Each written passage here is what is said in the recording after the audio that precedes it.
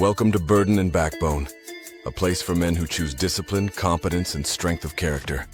Competence, generosity, and masculine virtue. I want to talk about something that's been sitting on my mind for a long time. The kind of man I wish I had understood how to be earlier in life. Not the tough guy stereotype, not the loud chest-beating version of masculinity, but the quiet kind that actually matters. The kind that shows up with competence, discipline, and generosity. Not because it looks good on paper or earns applause, but because it makes life better for the people who depend on you. That kind of masculinity doesn't shout. It doesn't posture. It simply carries weight with steady hands, and you can feel it when it walks into a room. Growing up, I don't think most of us had clear models of that. We had men who worked hard, or men who were physically strong, or men who hid everything behind silence, or men who didn't hide anything at all and let their emotions become everyone else's problem. But we didn't always see this balanced form of masculine strength. Competence matched with kindness, discipline matched with calm, and confidence matched with generosity. We either saw hardness with no heart, or softness with no backbone. And as men trying to find our place, we absorbed that. We tried to imitate the version we thought worked best, without understanding that real masculinity isn't a costume, it's a character. The older I get, the more I realize competence is at the core of all of it. Because competence is what makes your strength trustworthy. Competence is what makes your presence stabilizing instead of chaotic. When you're competent, emotionally, mentally, physically, financially, socially, you aren't just strong. You're useful. You're dependable. You're the person who can walk into a stressful situation and lower the temperature, not raise it. And women notice that. Children notice that other men notice that. Competence is the engine behind masculine respect, but it's also the thing that gives generosity its power. A generous but incompetent man often causes more harm than good. But a competent man with a generous heart becomes someone people naturally look up to. That's where generosity enters the picture. Because competence without generosity becomes arrogance. It becomes ego. It becomes a man who only uses his abilities for himself. And that's not strength. That's selfishness. True masculine generosity doesn't mean giving everything away or sacrificing yourself to the point of breaking. It means using your strength in a way that lifts others. It means being someone who makes the world around you a little more stable, a little safer, a little more hopeful. Not because you're trying to impress anyone, but because you genuinely want the people in your life to thrive. You want them to feel supported. You want them to have a foundation to stand on. That's the kind of generosity men today need more of. When I think about discipline, I think about the times in my life where I had the ability to do more, but didn't. Not because I was lazy, but because I didn't fully understand the connection between discipline and identity. Discipline isn't about punishing yourself. It's about respecting yourself. It's about keeping promises to the man you want to become. Discipline is the thing that transforms potential into competence, and competence into a steady, reliable presence. And for men, discipline is not optional. It is the backbone of every masculine virtue. Without it, strength is sporadic, generosity is inconsistent, and competence is unreliable. With it, even a man who starts life with very little can grow into someone powerful, stable, and deeply respected. Women, whether they say it out loud or not, notice these things more than most men realize. They can tell the difference between a man who acts masculine and a man who is masculine. Women want men who are competent, not controlling, strong, not aggressive, generous, not performative, disciplined, not rigid. They want men who hold their own in the world. Men who can weather storms without collapsing. Men who can take care of themselves. Men who can be trusted with responsibility. And contrary to the internet noise, women do not want weak men they can walk all over. They want strong men they can relax around. Men who make them feel safe. Men whose presence removes uncertainty, not creates it. This isn't about dominance, it's about reliability. And what's interesting is that most men don't need to be told this deep down. We feel it. We know what kind of man we want to be. But feeling it isn't the same as living it. That's where masculine structure comes in. That's where discipline and daily habits matter. You build competence by stacking small wins, not by wishing for big ones. You build masculine generosity by practicing it in quiet ways, long before it becomes visible. And you build the kind of character women trust and children admire by choosing consistently to be the man you wish existed in your childhood. A man whose presence feels like solid ground. When I think about raising sons, and even guiding younger men, I think about legacy, not lectures. Boys don't learn masculinity by being told what a man should be. They learn it by watching what a man actually is.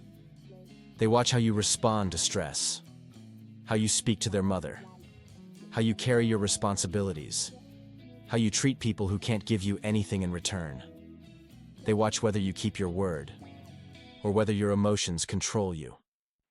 They watch whether you handle challenges with grit or collapse into excuses. A boy studies his father more closely than his father ever realizes. And a man who wants to raise a good son has to first become the man he wants his son to become. That means showing him that strength isn't cruelty. That emotional control isn't suppression, it's leadership. That competence isn't about ego, it's about service. And that generosity isn't weakness. It's one of the greatest expressions of masculine confidence. A secure man can afford to be gentle. A secure man can afford to be patient. A secure man can afford to give. Not because he's soft, but because he's stable. And sons need to see that stability lived out in real time. They need to see what a disciplined, competent, generous man looks like in their daily life. There's this idea today that masculinity is harmful, or outdated, or unnecessary. But every time I look at the challenges men face, depression, isolation, fatherlessness, lack of purpose, I'm reminded that masculinity isn't the problem. The absence of healthy masculinity is when men don't have a direction, they drift. When they don't have competence, they get frustrated. When they don't feel useful, they get bitter. And when they don't cultivate discipline, they get lost. Masculinity becomes dangerous when it's hollow. When a man is all exterior and no interior, loud but insecure, strong but undisciplined. You fix that not by erasing masculinity, but by rebuilding it the right way.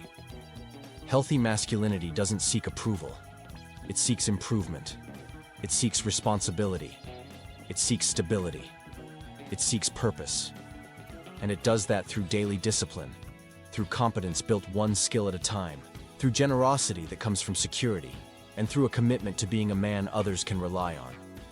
If the world is short on anything right now, it's men who are grounded, steady, capable, and willing to shoulder responsibility without resentment, men who take their power seriously, men whose presence makes things better.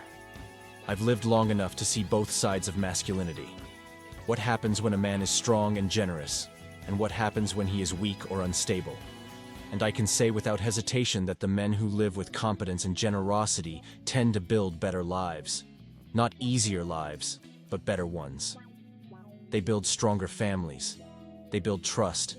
They build respect. They build communities where people feel safer and more supported. Competent, generous men create a ripple effect. Their strength becomes a foundation for others, not a threat. Of course, none of this means perfection. Masculinity isn't about never failing. It's about not running from responsibility. It's about not hiding behind excuses. It's about standing up again after the fall, accepting where you went wrong, and choosing to be better in ways that actually matter. There's a steadiness in a man who has been broken, rebuilt himself, and learned to carry his strength with humility instead of pride. There's a weight to a man who has lived through difficulty and emerged not bitter, but more generous. That is the masculine arc. It isn't born from ease. It's forged through hardship. Women can sense that kind of man intuitively. They can feel when a man has done the internal work, when he has put in the hours, when he has built himself from the inside out. They can feel when his strength is real, not performance. When his discipline is lived, not claimed. When his competence is practiced, not imagined. They don't want artificial masculinity. They don't want men who act tough but fall apart at the first sign of pressure. They want men who can handle life. Men who protect without dominating, provide without belittling, lead without controlling, and love without losing themselves. Being masculine in a healthy way doesn't require perfection, but it does require effort. It requires self-respect. It requires understanding your own tendencies and learning how to manage them in a way that doesn't harm the people you care about. It requires building skills instead of relying on charm. It requires being useful instead of being liked. It requires being stable instead of being dramatic. These things don't come naturally to all men, but they can be developed. That's the beauty of real masculinity. It's built, not inherited. And the building process is slow. It's not something you finish in a month or in a year. It's a lifetime practice. Competence is built through failures that teach you what not to do. Discipline is built through mornings you don't want to get up. Generosity is built through times when you give, even though it isn't convenient. Masculine confidence is built through surviving your own mistakes and becoming a man who does better next time. And the truth is, this journey never really ends. But it gets easier. It becomes instinct. It becomes identity. When we teach boys these things, not through lectures, but through example, we give them a framework that will support them for the rest of their lives. We give them the tools to navigate pressure. We give them the resilience to stand when life hits hard. We give them the confidence to be generous, not guarded. We give them the understanding that masculinity isn't something you perform for the world. It's something you cultivate within yourself. And when we teach them that competence and generosity are two sides of the same coin, we help them become men who are not only capable, but deeply respected. Discipline teaches a boy who he is when no one is watching. Competence teaches him what he can accomplish when he commits. Generosity teaches him how powerful his presence can be in the lives of others. These three things, working together, create a man who is hard to break, hard to manipulate, and hard to discourage. A man who stands tall not because he feels superior, but because he knows his worth. And when women encounter a man like that, they feel safe. They feel trust. They feel a sense of calm they don't experience with men who merely imitate masculinity. If you want to understand what women truly desire in men, strip away the noise and look at what they consistently respond to. Competence, stability, strength tempered by kindness, self-control, generosity, and reliability. Women want men they can count on. Men they respect. Men who don't crumble. Men who stay calm in chaos. Men whose actions match their words. Men who take responsibility seriously. And yes, men who can lead without needing to be the center of attention. These traits have been attractive for thousands of years because they're not cultural. They're biological. They signal safety. And here's the part a lot of men overlook. Generosity is proof of confidence. When a man is insecure, everything he gives feels like a loss. When a man is secure, generosity feels natural because he's operating from abundance, not fear. You can always tell the difference. Insecure men keep score. Confident men build. Insecure men fear being taken advantage of. Confident men know they can handle it. Insecure men pretend to be strong. Confident men don't need to pretend, they simply are. That is the kind of masculinity that inspires loyalty, trust, and respect. So if you're listening to this and thinking about what kind of man you want to become, or what kind of father or husband or leader you want to be, start with competence. Start with discipline. Build habits that make you strong in ways that aren't loud or dramatic. Build skills that make you useful. Build emotional control so you don't unleash your storms onto people who depend on you. Then add generosity. Add patience. Add calm. Add integrity. These things will change your life, your relationships, and the way people look at you. A competent man who is also generous becomes a force for good. A disciplined man who is also gentle becomes someone others gravitate toward. A masculine man who carries his strength with grace becomes the kind of man women trust and children admire. And that is worth every bit of effort it takes to build. You don't just become a better man. you create a better life. And the world is desperate for more men like that. If we want to strengthen the next generation of men, the path is simple, though not easy. We must model what we expect. We must embody competence, generosity, discipline, and calm. We must be men who seek mastery instead of validation. We must teach boys to channel their strength, not suppress it. We must show them how to control their impulses, how to treat others with dignity, how to stand tall without stepping on anyone, and how to lead without force. We must teach them that masculinity is not aggression. It is responsibility. And if we do that, we change the direction of everything. We change families. We change communities. We change the narrative around masculinity itself. Because the truth is, the world doesn't need fewer masculine men. It needs more virtuous masculine men. Thanks for watching Burden and Backbone. If this spoke to you, subscribe and keep building the man you were meant to be. Strength is earned every single day.